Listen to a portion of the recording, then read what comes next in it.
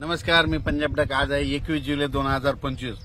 मी या सोयाबीनच्या शेतामध्ये उभा आहे, पण ही सोयाबीन आहे धाराशिव जिल्ह्यातली, म्हणजे धाराशिव जिल्ह्यातली ही सोयाबीन आहे. पाहू शकता कसं पीक बहरलेलं आहे. तर इतके जोरात पीक आहेत, म्हणजे हे धाराशिवकडले.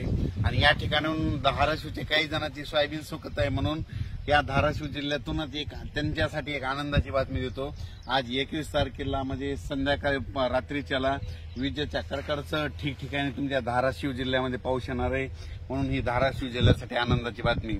लातूर जिल्ह्यात देखील पाऊस येणार आहे, नांदेड जिल्ह्यात देखील येणार आहे, त्याच्यानंतर सोलापूर जिल्ह्यात येणार आहे, अहिल्यानगर येणार आहे, इकडं सांगलीकडे येणार आहे, साताऱ्याकडे, संभाजीनगर आहे, जालना जिल्ह्याकडे आज येणार आहे, परभणी जिल्ह्याकडे, बीड जिल्ह्याकडे, त्याच्यानंतर हिंगोली, त्याच्यानंतर बुलढाणा जिल्ह्यात देखील आहे, त्याच्यानंतर जालना, संभाजीनगर, जळगाव जिल्ह्यामध्ये, नाशिक जिल्ह्यामध्ये कोकणात जोरदारच पडणार आहे, म्हणून हे लक्षात येतं. म्हणजे सांगायचं झालं तर 21, 22, 23च्या दरम्यान आता हे जे जिल्हे सांगितले त्या जिल्ह्यात चांगला पाऊस पडणार आहे.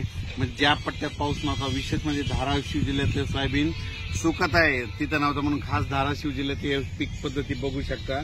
एवढी मोठी सोयाबीन आलेली या ठिकाणी देखील आज धाराशिव जिल्ह्यात खूप ठिकाणी पाऊस पडणार आहे, या 3 दिवसात पडणार आहे, म्हणून हा अंदाज लक्षात येतात.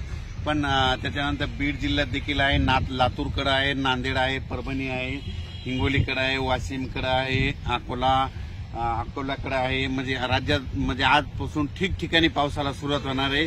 म्हणजे जवळपास जिल्ह्याच्या जवळपास 50% भागात तरी आज बऱ्याच ठिकाणी पाऊस पडेल.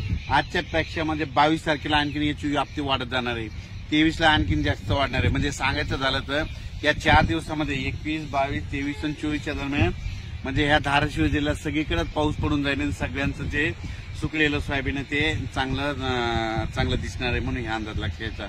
अचानक वातावरणात बदल झाला तर लगेच एक मेसेज दिला जाईल.